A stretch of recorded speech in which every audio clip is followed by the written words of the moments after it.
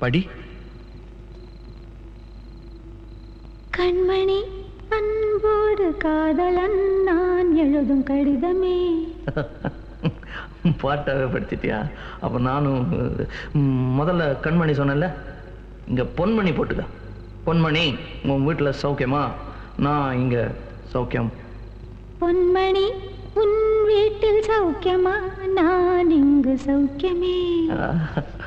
உன்னை நினைச்சு பார்க்கும்போது கவிதை மனசுல அருவி மாதிரி கொட்டுது.